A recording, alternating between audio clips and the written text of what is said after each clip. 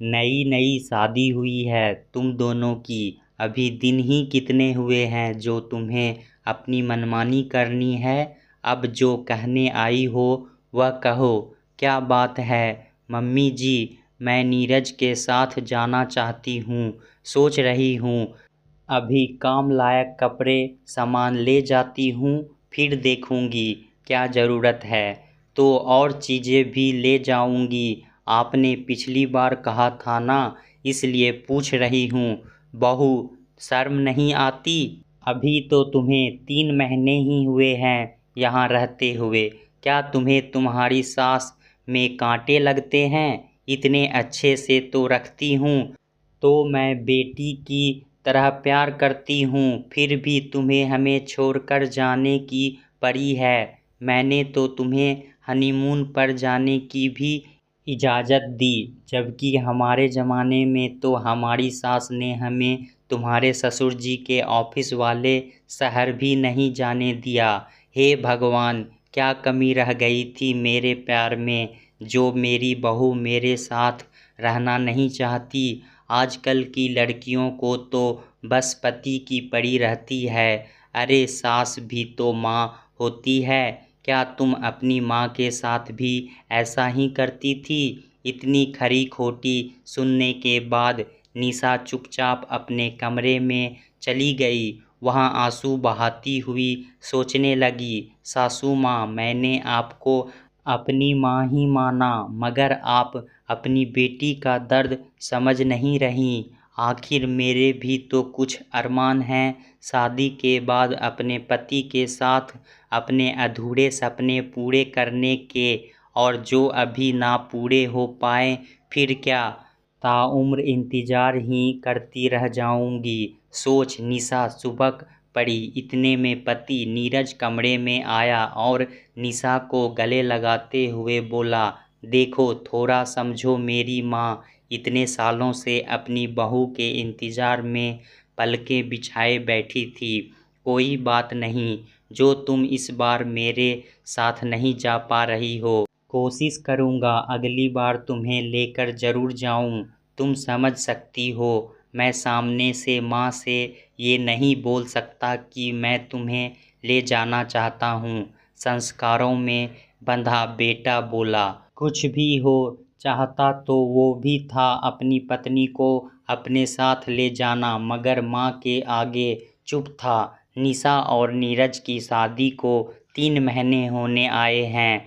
नीरज पुणे में नौकरी करता है, दबी जबान में निशा दूसरी बार अपनी सास सुलोचना जी से जाने की बात कह रही है, मगर वो है कि अपनी बहू को अपने बेटे के साथ जाने की इजाज़त नहीं दे रही। वाह सुलोचना, तेरे तो ठाठ हो गए। पहले तो तू दिन भर रसोई में ही खड़ी रहती थी, घर में रिश्तेदारी निभाती, सारे घर को अकेले संभालती थी, हमेशा किटी के पैसे भी भिजवाती थी। अब देख, जब से बहू आई है कैसे बढ़ चढ़ कर हिस्सा लेती है और सारी गेम हाव जीत कर ले जाती है। चिढ़ते हुए उनकी एक सहेली सुनीता बोली, किटी में आई। अपनी सहेलियों की बात सुन सुलोचना जी बड़े घमंड में बोली, हाँ बहुत सालों कर ली सेवा चाकरी ससुरालियों की, अकेले रहकर खूब संभाली घर गृहस्थी, दिल के सब अरमान धरे के धरे रह गए, किसी ने मेरी दिल की ना जानी। अब हमारी बहू रसोई संभाले भई। अब तो मैं चाहती हूँ छुट्टी घर गृहस्थी से जी भर के तुम लोगों के साथ घूमूंगी फिरूंगी, करूंगी रोज पार्टी, थोड़ा भजन पूजन में भी दिल लगाऊंगी। दिल के अरमान हैं सारे पूरे कर जाऊंगी। सुलोचना जी की बात सुन सारी सहेलियां ठहाका मारकर हंस पड़ी। दूर बैठी उनकी सास शांति जी अपनी बहू सुलोचना की सभी बातें सुन रही थी। उनके मन में बीती बातें चलचित्र की भांति घूमने लगी, जिन्हें याद कर उनकी आंखों में आंसू आ गए। मगर अपने आप को काबू में करते हुए चुप रह गई। अगले दिन काम निपटाकर सुलोचना जी अपनी बालकनी में चाय पी रही थी। शांति जी भी वहां आ पहुंची। अरे अम्मा जी आइए, निशा बहू एक कप चाय और लेकर आना। 5 मिनट बाद ही चाय उनके सामने हाजिर थी। अच्छा निशा, आज मेरा कचौड़ी खाने का बहुत मन है और अम्मा जी के लिए दाल की पूरी बनाना और नीरज को उसके साथ इमली की चटनी और आलू मटर की सब्जी पसंद है, बना लेना। कल तो बेचारा बच्चा चला ही जाएगा, सब कुछ उसकी पसंद का बनाना। और हाँ, पुणे के लिए उसके कटहल की सब्जी, भरवा, भिंडी पूरियाँ बना के रखना ताकि मेरा बच्चा 2 दिन तक अपनी पसंद का खाना खा सके, वरना वहाँ का रसोइया महाराष्ट्रियन है, पता नहीं क्या मीठा मीठा बनाकर जाता है। जी मम्मी जी, बोल निशा वापस रसोई में चली गई। चाय पीते पीते शांति जी बोली, बहू तुमसे एक बात कहूँ, बुरा मत मानना। हाँ माँ बोलिए, कोई परेशानी, कुछ और खाना है बोलिए, अभी बनवा देती हूँ।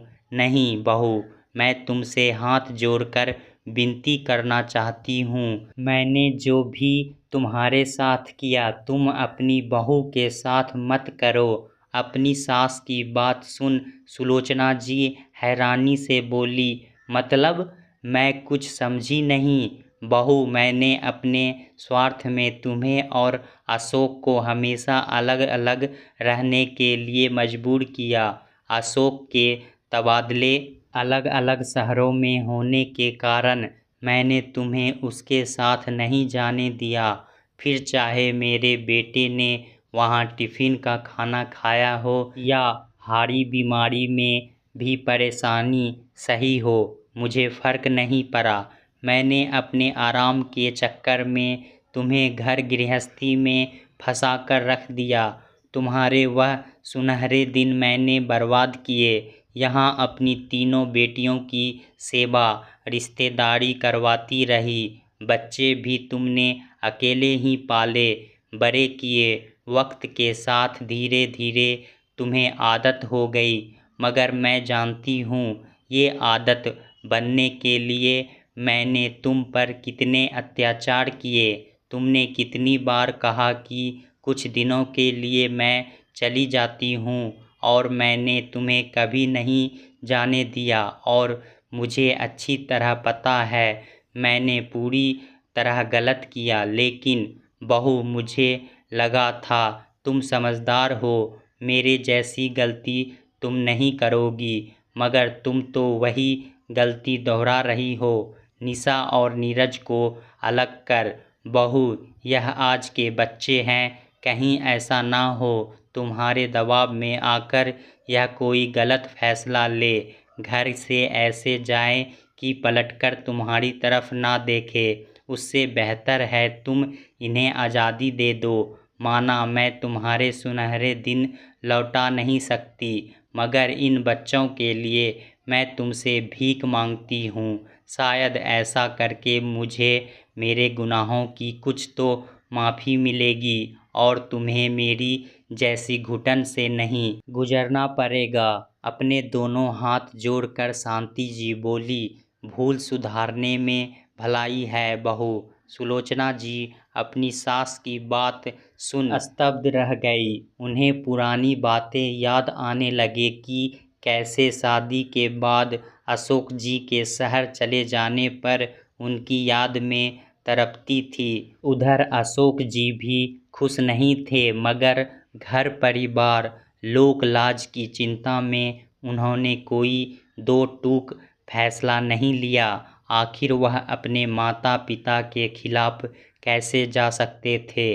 और फिर जिस माँ बाप ने पेट काट कर अपने बेटे को इस लायक बनाया था, उन माँ बाप की सेवा के लिए इतना त्याग तो करना ही था। हालांकि त्याग बेटे को करना था, मगर कहते हैं ना, गेहूं के साथ घुन पिसते हैं, वैसे ही साथ बहू भी पिसती चली गई। अब जो उन्होंने अपनी सास से सीखा वही वो अपनी बहू पर आजमा रही है। उनका सोचना भी यही है कि बहू बन बहुत काम कर लिया, अब सास बन कुछ आराम मिले या फिर बदला।